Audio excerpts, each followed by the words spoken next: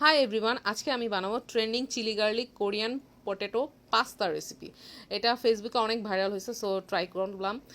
গরম পানিতে আলুটা আমি ভালো মতো সিদ্ধ করে নিলাম, অ্যান্ড দেন আমি আলুটা ম্যাশ করবো একটা জালির মাধ্যমে, যাতে কোনো লাম্পস না থাকে, কোনো ছোট দানা না থাকে, একেবারে নরমভাবে হয়ে গেল। অ্যান্ড দেন দুইটা আলুর মধ্যে আমি 1.5 কাপ পরিমাণে কর্নফ্লাওয়ার নিয়ে নিয়েছি। আপনাদের চাইলে আর একটু বেশিও লাগতে পারে বা একটু কম লাগতে পারে। অ্যান্ড এই পর্যায়ে আমি একটু পানি অ্যাড করে দেবো। ময়ানটা যাতে এমন হয় যাতে শক্তও না বেশি আবার নরমও না, যাতে ওটা পানিতে দেওয়ার সময় ভেঙে না যায়। অ্যান্ড দেন এই পর্যায়ে আমি রাউন্ড শেপ করে হাতে একটু তেল দিয়ে নিব, যাতে হাতে না লেগে যায় আলুর ময়ানটা। That's it. অ্যান্ড আমি একটা বটল ক্যাপ নিয়ে ক্যাপের মধ্যে একটু তেল নিয়ে নিব, যাতে আলুটা বারবার ক্যাপের মধ্যে না অ্যাড হয়ে যায়। অ্যান্ড দেন এইভাবেই হয়ে গেল আমার মাশরুম শেপটা। অ্যান্ড বাকিগুলো আমি এভাবেই সুন্দরভাবে করে নেব। আর দেখতেই পারতেছেন কত সুন্দর হয়েছে মাশরুম শেপটা। আপনারা যে কোনো পরিমাণ ডিজাইনের বোতল নিতে পারেন বা অন্য শেপও করতে পারেন, যেহেতু আজকে মাশরুম শেপ পাস্তা বানাইতেছে, সো হয়ে গেল আমার বাকিগুলো। অনেকগুলো হয়েছে, দেখতে পারতেছেন প্রায় 40 পিসের মতো। অ্যান্ড দেন আমি এভাবে পানিতে সেদ্ধ করে নেব, গরম পানি সেদ্ধ করে দেন আমি এটা জালির মাধ্যমে বারবার ছাড়তেছি, এই কারণে যাতে এগুলা ভেঙে না যায়।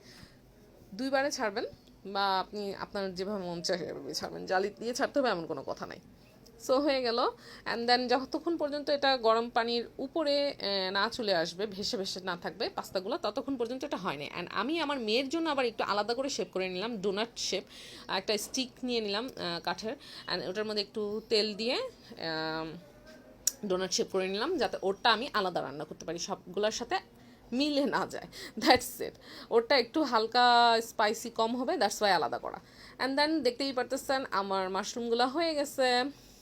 ওয়াও, সুন্দরভাবে ভেসে আসছে। অ্যান্ড দেন আমি আরেকটা বাটিতে ঠান্ডা বরফ রেখে পানিটা ঠান্ডা করে নিয়েছিলাম, যাতে এইটার কুকিং প্রসেসটা অফ হয়ে যায়। আর বেশি কুক হয়ে গেলে সেটা ভেঙে ভেঙে যাবে যখন আমি গ্রেভিটা রেডি করবো। অ্যান্ড দেন আমি ফ্রাই প্যান নিয়ে নিলাম, ফ্রাই প্যানে তেল দিয়ে নিলাম অল্প পরিমাণে।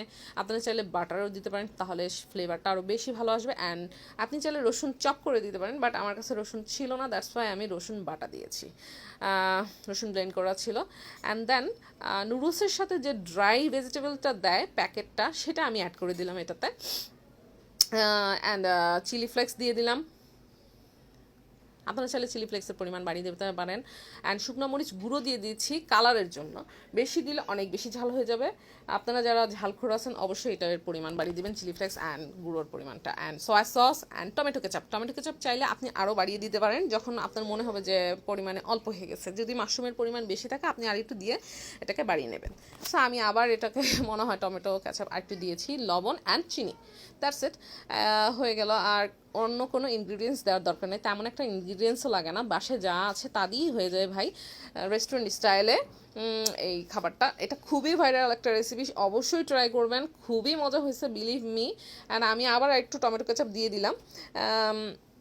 অ্যান্ড দেন আমি নুডলসের 1 প্যাকেট মশলা, ঝাল মশলা রামেনের, সেটা আমি অ্যাড করে দিলাম।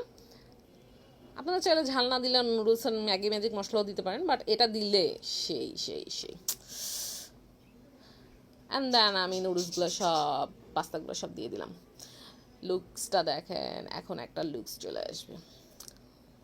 আমি ভাবতে পারিনি, ফার্স্ট টাইম আমি ট্রাই করতেছিলাম যে একদম যেভাবে ওরা রান্না করছে, যাদের ওদেরটার মতো ফলো করে এইভাবে সেম প্রসেসে রান্না করতে পারবো।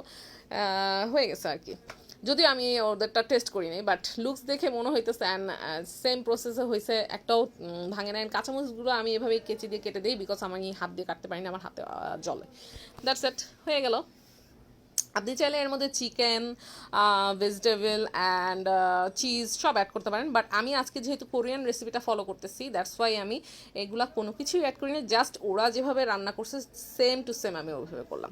দ্যাটস ইট, হয়ে গেল লুকস। ওয়াও, কতক্ষণে যাবে এটা আমার টামিতে। সো সবাইকে ভাগাভাগি করে দিয়ে দিলাম। আশা করি আপনাদের ভিডিওটা ভালো লাগবে। আল্লাহ হাফেজ।